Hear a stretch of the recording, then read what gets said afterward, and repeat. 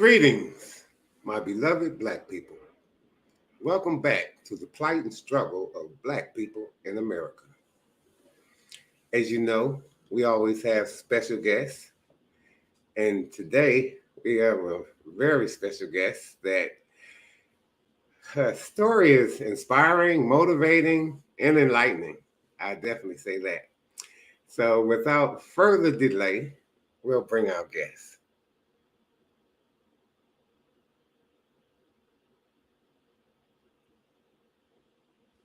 Hello, ma'am. How are you today? I'm fine. A little bit warm, but I'm okay. That's good. That's good. Okay, I heard a little bit of feedback when I spoke. Is there another device on in your area, TV or something like that? If so, I may need you to No, turn it off. Okay. no, I don't have All right. any other devices on. Okay. So, Lanice, from what I understand, you were born and raised in New York. Yes, I was born in Manhattan and grew up there until about 8 years old. After my father died, we moved to the Bronx, and I grew up there until I left for college. Okay. Which college did you go to? Russell Sage College for women at the time. It's now co-ed, but when I went there, it was all women. Okay, that's very interesting. Yeah, because Mhm. I was like that in And high school. I went. I also went to an all girls high school in the Bronx, New York, Walton High School. I don't think it's open now, but I went there. It was all Okay. girls at the time, and then from there I went to all women's college in Troy, New York. Okay, that's interesting because I went to an all boys high school in Philadelphia, Benjamin Franklin Okay, public school. okay, I've heard of it. Okay, great. So let me Hmm. ask you this: what makes you feel like you feel about Black people in America not uniting and utilizing our resources for our own well-being so that we can thrive rather than merely survive? Why do you think that won't happen?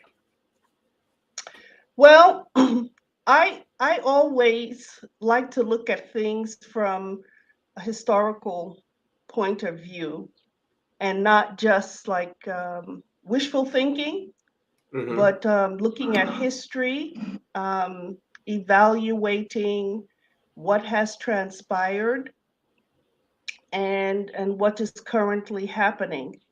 Mm-hmm. I always like to compare where we were after slavery during Reconstruction and where we are now.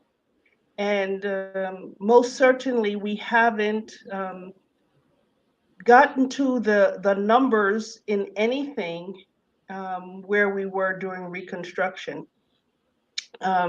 It was estimated that during Reconstruction, Black people owned about 0.5% of the national wealth at that time during the 1870s. Mm-hmm. And we still own about 0.5% of the national wealth. So we haven't in those 130 plus years or so, in terms of really acquiring substantial national wealth or being able to own vital industries in the country that can determine our stability and ability to care for ourselves. Those things that enable survival. I just don't see that we have them. I mean, there's a lot of entertainment and sports and things of that nature, but in terms of the things upon which you can really build a society within a society, we haven't attained those things. And all of our attempts seem to be thwarted continuously throughout the decades. When I look at the things that we had that were continually raised or burned down, so it's like no matter what strides we make, there always seems to be a plan in place to undermine those things. And so I started questioning, how often do we have to rebuild? I mean, it's just like a hurricane season. Every time we build something, it gets torn down. And even when you look at some of our celebrities and people who have attained certain I mean, it's just so easy to see the society just rip it away from them. Um, and then my real concern is when you look at the family structure, the antagonism that's happening right now between male and female within the society.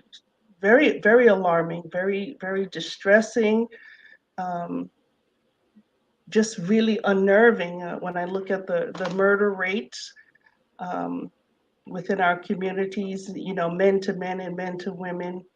Um, it just really, it's just disheartening. So I'm trying to think about where we came from and where we are now.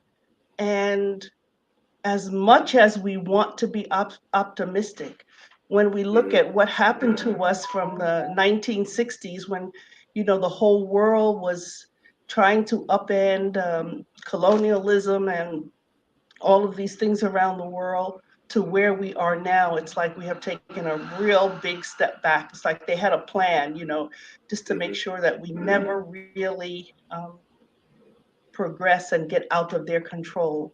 I don't see that just with us, but I see that happening internationally. It's like, 4.5% of the world's population is just terrorizing the entire globe. So my theme, my title about it won't really ever change. You have the same mentality from 600 years ago that drove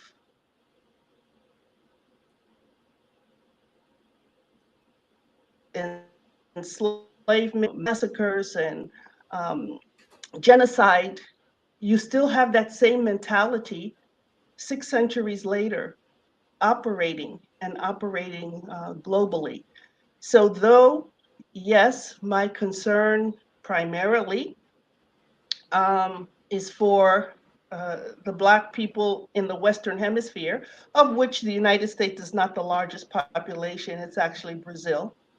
Mm-hmm. Um, I don't, I don't see that heart. What I mean by it won't change, the heart of the people who are doing this, it hasn't changed and it won't ever change.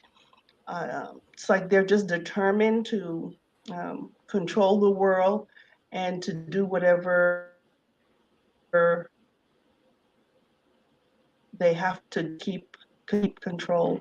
So you can't really escape it anywhere on the planet, but there Mm-hmm. are some places where you can still live, not worry about being shot, um, and still are able to make a contribution in terms of education. I'm an international science educator. That's my passion. Mm-hmm. I've taught and trained teachers in 5 countries, and decided that I would, retire here. This is part of my ancestral homeland. We've traced our ancestry to 4 different ethnic groups, and this Yaoundé, Cameroon happens to be one of them, the Ewondo. Okay. And so I mean, I first came to Cameroon with my husband, so we met in college, and so that's how I first got to this particular country. And Right. I always felt at home here. I don't know how to explain it. I always felt comfortable here, and it wasn't until maybe I think it was in 2010 when we actually discovered through DNA that part of our family originated here. So it was interesting how I always felt so very comfortable here, and then to find out that we actually had ethnic links. Mm-hmm. Yeah, so that had to be great. I'll tell you something about your title and about your talk. Okay, I hear feedback. Originally, when you said it's never going to change, I thought you were talking about the mentality of Black people. So that's an No. interesting twist. Yes, and that's what Hmm. I'm loving because when I said that's why I said one black woman's perspective because I believe that black people we're going to do our part. So I thought you were talking Hmm. about us, and that's why I even worded the title that way because I believe that we are going to do our part, and our part Oh, of will be course. where yes, when we utilize our resources for our own well-being and betterment, we'll be better collectively as a people. Hmm. And so I'm definitely Yes, believing I in us, and agree. yeah, so I'm glad that it got clarity. I Oh don't yeah, know what yeah. I happened like to to me. leave it vague Okay, there you are. to like one conclusion, and Mm-hmm. then you go in and you clarify more specifically what you mean, because Yeah, people tend to yeah. like hear something and then just assume that this is what you meant. But I'm talking about the mentality that controls and runs this world and basically affects um, how we're going to live. One of the things I have always been very, very concerned about, and I know the majority of uh, Africans in the diaspora who were enslaved probably never are going to return to Africa. But I'm really concerned that we're a minority surrounded by a hostile majority who are determined. You see it for more than 130 years, who are determined to never allow us to really breathe free and to do the things we want. And so it doesn't matter, even if we all came together and started building things, what's to stop them from destroying it like they did Black Wall Street and the many other Black towns and townships and enterprises that they just came in and destroyed and drove the people out? This is my fear. I mean, it's not like hurricane season where, you have to keep rebuilding and people are destroying it, because really to allow us to flourish destroys the entire white supremacy narrative. And so they're determined not to allow that to happen. I mean, everything for us is a fight, is a struggle. And uh, I think Black people are just tired, but they really just don't know what to do, where to go, other than to keep fighting. So it's like we keep going around this mountain. And for the vast majority of us, it's really not getting better. I mean, you have maybe 55% of the Black population in the United States managing and doing okay, but then you've got 45% that's not.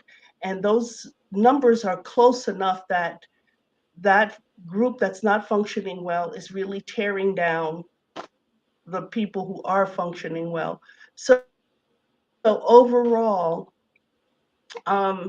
it's it's really not looking good. And part of it's due to external pressures, external things that um, are primarily beyond our control, though there are some things that we can take responsibility for and attempt to correct. But there are so many things working against us. I was listening to what's his name the name escapes me, Anderson, Dr. Claude Claude Anderson. Anderson. And Mm-hmm. he was talking about how yes, how we were once the second population in the U.S. And the way they've tweaked the laws now, and through immigration, they're now going to push us down to the fourth position, and we'll never be able to get through those other tiers to really deal with the majority population that controls everything in this country. So I'm seeing that a lot of our efforts are constantly being thwarted and undermined. I mean, they always let a few people get through, you know, to keep the image alive. Like, oh yeah, you can come here and you can do well. That works for a few people, but when I look at the present day, what is it? I think 51% of the U.S. population. This is all groups together. can't Mm-hmm. handle a $400 emergency. Um, Mm-hmm. what in the richest country in the world, yet we've got billions to go and bomb and kill people. There's just some cognitive dissonance that is so distressing. So, like I said, I like to look at things historically, and I'm a realist. Okay, I don't Mm-hmm. off on this idealism. I'm like, what's confronting us? How can we deal with it? What are the solutions practically? This, that, and how long will it take? What do we have to do? And of course, you need leaders, and I don't see any um, coming forth right now. So, Even though the fact of the matter is, there's a and lot then of grass. again, I look at the Okay, see, there's some kind of delay going on. But I was trying to say there's a lot of yeah, it's okay. I grassroots hear you. leadership. Okay, there's a lot of grassroots leadership here in America that are not on the radar of mainstream America, let's say, Hmm. or even just the Hmm. common black man and woman, because unless you're involved, you won't even know about these activities, you see. Hmm. But there's things going on. Well, you can't know about Go ahead. everything that's going on, but I generally tend to look at the state of the Black uh, Americans, the annual report, the state of Black America, and that kind of takes into account what's happening all over the country. And you have a lot of things that are going on. What's the impact? How are we seeing that we're really making strides as an entire group? Um, so I look at those reports annually, the state of Black America, Mhm. and it's um, it's not encouraging. So yes, I know that there are a Certain, lot of I was just going to say, certain aspects are not encouraging, but there's other aspects mhm, that are more encouraging. Like, for instance, there's 41 million black people in America. It's said that we contribute $1.7 trillion in this economy. I would say that's mhm, significant. And if we were yes, utilizing those resources towards our own well-being, we would lift ourselves up out of this dismay. That's what I believe. mhm, yes, And we're going to. I also yes, believe that. See, so the thing of it is, however mhm, we are, we can change that almost overnight with the right mhm, mindset. You see, yeah, and I can tell you it's going mhm, to happen too in less than 10 years for sure. Mhm. So okay, I'm optimistic and mhm, I'm yeah. realistic. Also, I'm hopeful. I feel you on that. Yeah, I'm always hopeful, but I'm believing also Yeah. because I know what possibilities are. And only thing that's impossible is when it's something physically against the laws of physics. So it's not impossible for us to do what Mhm, we need to do collective as a people to lift ourselves. And I'm certain we will. mhm, Yes, yeah. And yes. But I again, love you. when you say as a people, okay, and Hmm. again, this is when you say as a people, who specifically are you talking about? Because everyone that immigrates of the African race to the United States, regardless of where they come from, once they arrive in the United States, whether they want to admit it or not, the white population defines them as black or black American or African American. But they come with a completely different um, mindset, culture, Absolutely. language, all the things that entail culture. And we see the rifts Well, let me say this right quick. First of all, I that don't think happen that it's between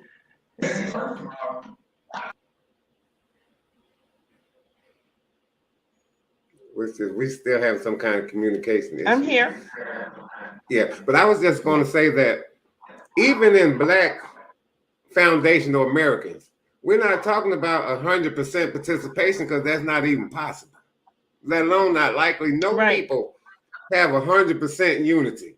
So that's not even the goal. That's right. We're talking about those that are Hmm. like-minded to come together, utilize our resources for the collective well-being of our black people. And we want to do Hmm. things that help those that need to help. And then when they see that the help is there for them and it's for free, they will come. You see, we have Hmm. enough resources if we have the proper mindset. And that's what we need to get Hmm. right. That mindset of being all for one and one for all, literally, Yeah. mentally, Hmm. emotionally, spiritually, and financially. With that Okay. mindset, we can do it.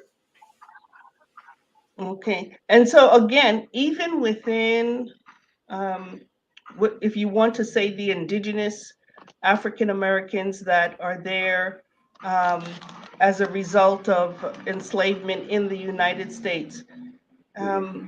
we're really more tribal. We're really more tribal than we think. Um, you know, they're cultural. We're not homogenous. Um, We're definitely not my monolithic either. family and my mother at all. I mean, Mm-hmm. my maternal family that's in the Geechees in Charleston, South Carolina, Mm-hmm. have absolutely nothing in common, seriously, with people in Mm-hmm. Louisiana. We don't speak the same, we don't eat the same, we don't cook the same. I mean, within us, we are different, okay? So though slavery stripped us of Mm-hmm. all of the different ethnic groups that we came from, we don't have a common language or culture. Um, you know, they stripped us of everything and then tried to force us into this homogenized African American or Black American people. Depending upon where you were in the United States, you still had a different kind of culture. Generally, people from South Carolina marry people from South Carolina. People from Louisiana tend to marry people from Louisiana. I mean, and these are real differences that I look at them as being tribal, just like I see here in Africa in many places. Mm-hmm. Though people do marry interethnically, there are real differences between Black people. So a lot of times when we're asking like for unity, we're not considering the things that are naturally, I wouldn't say disunifying, but that give people pause. I mean, they don't have the same notion of what it means to be unified. Um, so, I mean, I I know people like from South Carolina. I couldn't think like how to develop a relationship with somebody from Mississippi or so. I I've never dealt with people from Mississippi. You know what I'm saying? So we have, To a even degree, within us, we have those differences. We have those differences. yeah. But then, yes, we have differences, but we have those built-in likenesses also. So why don't Mm-hmm. we look at the likenesses and the effects of those likenesses and then try to build something to Mm-hmm. help that situation? Like, okay, we have our differences based on beliefs or whatever, but the likeness is we're treated Mm-hmm. a certain way because of our same blackness. So that should have us united Mm-hmm. in a certain way because of our same blackness. Wouldn't you think that black people in Mm-hmm. America would be the most united people in America due to the history? You would think No, that, but no, it's not that way. I It wouldn't. I should wouldn't be. think that. I Yeah, it Logically, should I be, think you but would. Yes, logically. It's not that way, but I'm I think saying the way that's the I feedback. think the whole system has been set up to make sure that that doesn't happen. So, though I think yes, we want to be unified against our enemy and for our struggle, there are so many other factors, things that we are not even aware of that are Absolutely. happening to us that contribute to that disunity. And a lot of us, especially the psychological dysfunction, we Hmm. don't even realize that a lot of the way we think, feel, behave is disunifying. And we don't even understand where that comes from. Um, let me give you an example. Like it's a real big issue everywhere in the world, but it's an issue for us. This idea of colorism. I mean, that's one of the biggest issues in the African American community. And if you notice very carefully, you seldom see people with a fair hue marrying people with a dark hue. It doesn't, so there's something psychologically that's going on. Those things, I mean, so when you talk about our color, even within us, there are some people who will not.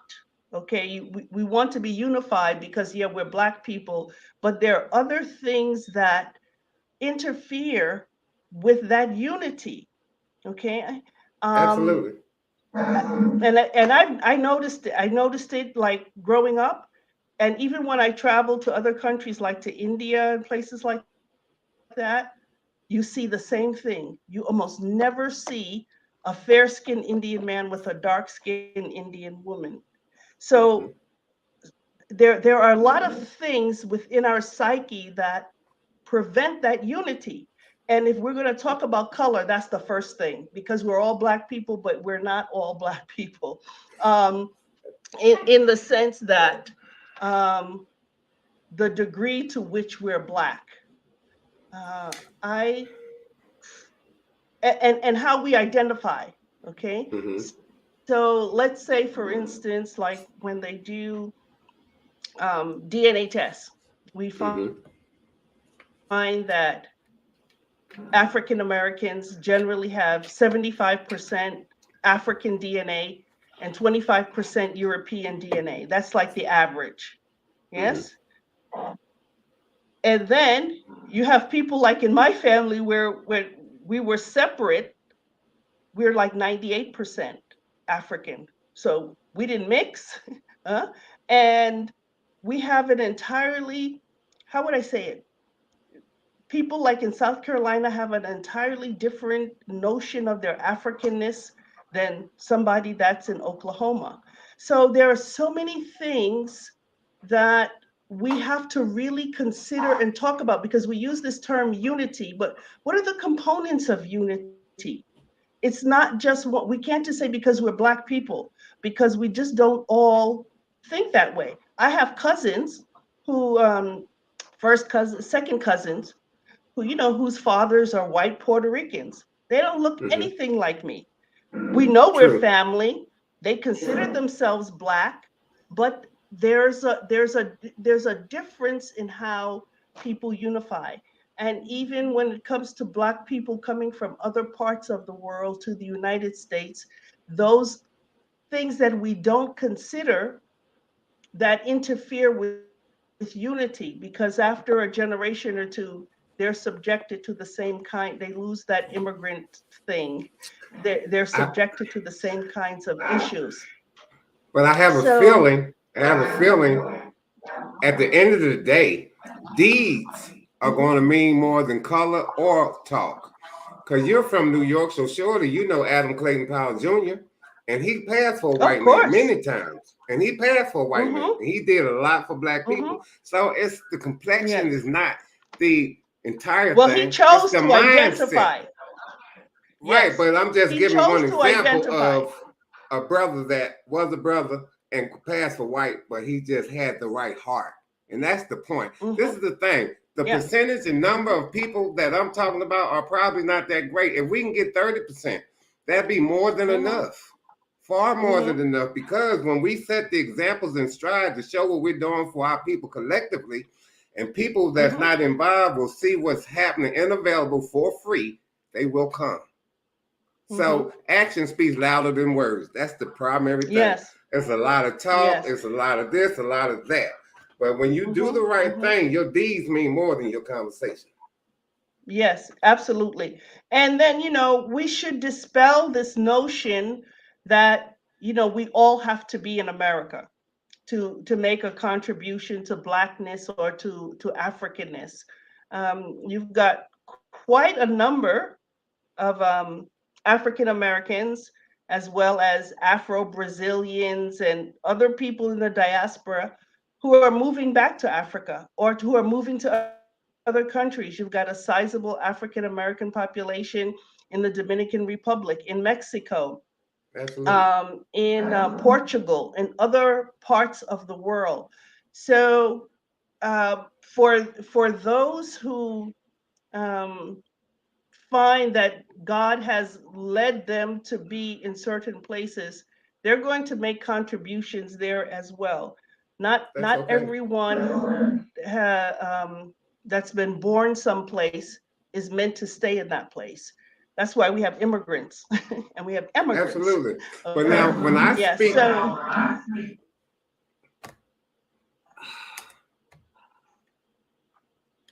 yeah, when I speak to this situation, my primary focus is Black people in America. Yes, I would Mhm, help even people that's not Black under the right mhm, situation. They need help. I'm a humanitarian, mhm, is the way I categorize mhm, myself. But you mhm, prioritize, and Black people in mhm, America are my priority. Yeah, mhm. so that's I where I'm at understand. with it. Sure. Oh yeah, no Sure. doubt. Mhm. Mhm. Because this is where Yeah. I'll be. I'm like my Mhm. man James Baldwin. You know, we put in too much to this nation to walk away. I believe that. Mhm. Mhm. Mhm. But Mhm. it's to each his own for Well, sure. So if we could get reparations, I think that would be the first step. My fear is, even with the reparations argument, there are people who don't want to give cash, and I think for the majority of our people, if they got cash, it would be gone. But then they're talking about government programs. But then that gives the government control again over the funding and how it's spent and who becomes a part of it. And when right, you right, even start to talk about uh, reparations is just for those people whose ancestors were enslaved in the United States. How do you prove that? Who has the documents? I mean, certain things were burned down during the Civil War and people don't have records. What about people who are African American, like myself, who married hmm an African? That my child is then not entitled to full reparations like I am because her father was not enslaved in. I mean, it can be very No, very one parent is enough. complicated. Well, one parent will That suffice. depends You don't on have to have both. that depends on how Mm. they define it, though. The rules Right, they but put into place. I think what's happening now is the brothers and sisters are trying to get precedents set. Let's get somebody something somewhere, and then we can build off of Hmm. that. And it looks like California Hmm. right now. So that's the California, yes. yeah, that's the plan. You got to get it started somewhere. Then when you get it started, you can Hmm. build off of that. That's the way that works. Hmm. Yeah. Yeah. So we But I definitely would like are to see deserving. us reach out. I would like to see us reach out. I mean, I've been out here in the world. My first stint was in Egypt in 2006. I've been out in Mhm. the world quite a bit. And one of the things that we need to do is to make connections with people outside of the United States. Our government does it, that's how they maintain control. So we don't need to insulate ourselves. We have to make connections. You see how now the world is ganging up against the dollar, BRICS, all of these nations. Mhm. Yeah. Yeah. But They there's finally several. realize that collectively they can have more of an impact. And that's how we have to start reaching out to other populations in the world, or we're going to end up just like the Native Americans, who were once 100 million strong, and now they're like reduced to 2 million people inhabiting reservations. And that That's happened terrible. over centuries with very primitive weapons, mind you. Hmm. Huh? Very primitive Yeah, weapons. like smallpox And was one so, of the weapons. That's chemical exactly, all warfare. of those, yes, biological warfare, Yeah. yes, they Now did a it's lot of AIDS, that. right? And so, yes, so when you Hmm. think about 100 million people being massacred down to 2 million people with That's very terrible. primitive weapons over centuries, you have to try Hmm. and extrapolate that historically to see what could happen to other peoples. I mean, just look at what's happening to Ukraine right now. I mean, just look, Mm-hmm. Yeah. so um, there doesn't seem to be any, how would I say it, any way to really deter um, this genocide that's happening around the world that we're primarily implicated in and I mean, just look at the Palestinians. What's happening to them? That's our money doing that. And Mm-hmm. yet, in our own country, we've got people sleeping under bridges. We've got veterans that, can't get care. We've got mentally ill wandering the streets. We've got They put them on the so streets. many things to consider, but yet that war that we fought in Afghanistan and just picked up after 20 years and left, that money could have solved all of the social issues in our country, but it wasn't done because people don't want to do it. So I admire um, you know, people's efforts. But when you Mm-hmm. look, it's like when they say Ukraine is not going to win this war. And there are people who are trying to say, yes, they will, and we're determined they're going to win.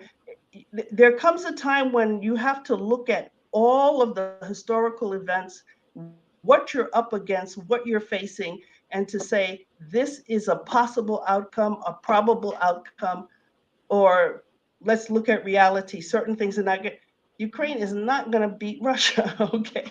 And so sometimes that's what I feel like with the poor people in the United States. And I'm not just talking about Black people, I'm talking about poor. You look at Appalachia, all of these places. They're not going to defeat the power structure that exists in the US right now. I just don't see how it's going to happen. I'm hopeful, but Mm-hmm. I'm realistic in looking at it. Like I said, so um, maybe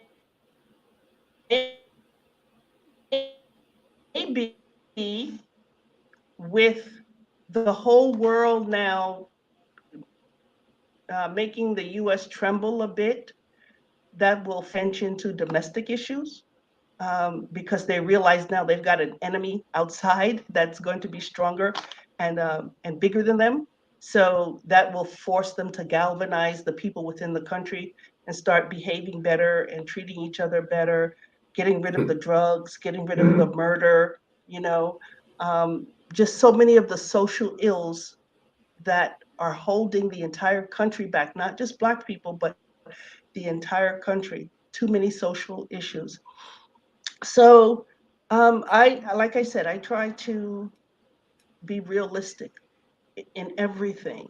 That's number one. And yes, you have to be realistic while being hopeful, but just looking reality straight in the face and say, okay, we came from this and this is where we are. And we've had to traverse all of these decades and all of these challenges and all of this. Really, what are our chances of really forcing this system to do the right thing when most of the world has not been able to get the United States to do right by them or by us? So, again, I remain hopeful. I know in all countries around the world, people are struggling. Even here in Cameroon, you've got issues with the French speaking, the English speaking. Everywhere, people are struggling for autonomy and respect, and are fighting for things. So, um, I'm really hoping that humanity comes to its senses so that we can all survive wherever we are. Um, but as I stated earlier today, whether humanity survives or not, and this is inclusive of all the people on the planet, it's going to be determined by the United States and Russia. There's not much else any of us can do about that at this point in time. So all we can do is continue to work and do our little bit and try to educate and enlighten and expose. But when it comes down to it, those two European nations are going to determine whether the human race survives. And that's the reality of the world right now. That's an interesting reality, and if it's true, we're in trouble. Yeah, yeah. Yeah. Yeah. When I look at their nuclear weapons, and when I was in Kazakhstan, teaching for 7 years. And we went out to where the Russians used to test the nuclear weapons. It's about like 100 miles from the city where I was in, Simi. And believe it or not, that city had like 100, when I went there in 2011, city had like 100, I think, and 130,000 people. I was the only black woman in that entire city. Wow. That Wow. That had to feel different. was that was quite an experience. And I was there for 2 years. Yes. And I was just like, uh-oh, radiation. So I Mhm. the normal. Well, I really appreciate you coming on and sharing all your wisdom and knowledge with everybody because it was enlightening Yes. to me, and I'm glad we're on the same page on believing that we're going to do our part. So we'll see what happens Of next year. course. Of course. Yeah. I've done my part. I've worked for years before I became a teacher. I was a computer programmer for 28 years. I worked in industry in the United States, several different, General Electric, North Star, Bancorp, Empire, Blue Cross, Blue Shield, Right. in Right. computers. And then decided, after I had 28 years of that, I was burned out. I was just like, it's time to do something else. So let me use my education. Since I didn't go to medical school, said let me take my knowledge and start using it. So I taught in the United States. I worked there for more than 30 years. Okay. I taught Hmm. there.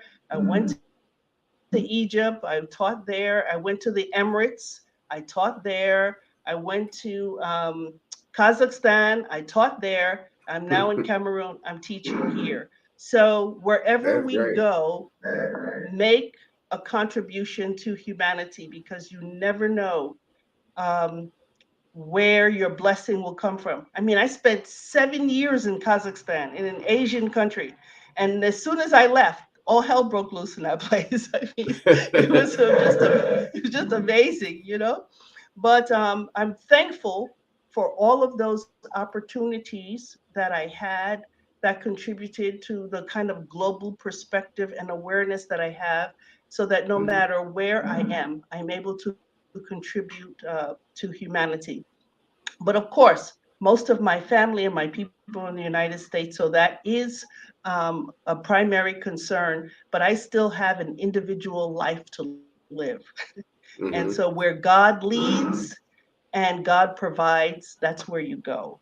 And so he's brought me all around the world. And I mean, those are just places where I work. There are other places that I've visited. I've been in India, I've been in Trinidad and Tobago and Puerto Rico. I've been around the world. My eyes are open. I've been in Italy, I've been in France. Hmm. So at my age, this is where I feel my greatest source of comfort and ability to make a contribution.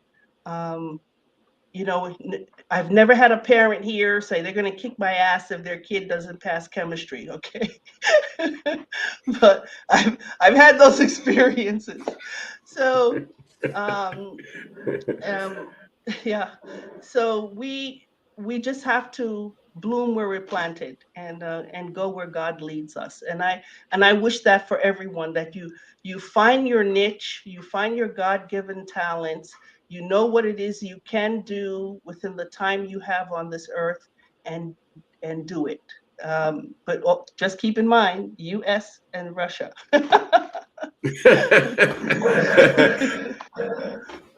Thank you for sharing all of that. We appreciate you. Okay. You have a great day. Okay. All right. Thank Okay. you so much for having me on. I really appreciate it. And Yeah, thank you we'll for have to coming. do it again sometime. We share. We share. Have a great day. Okay. All right. Thank you so much. Bye bye.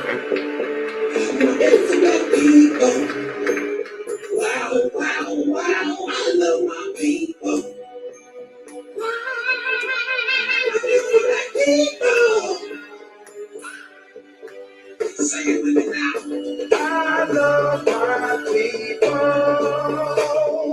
Beautiful black people. I love my people. I love my people. Black people.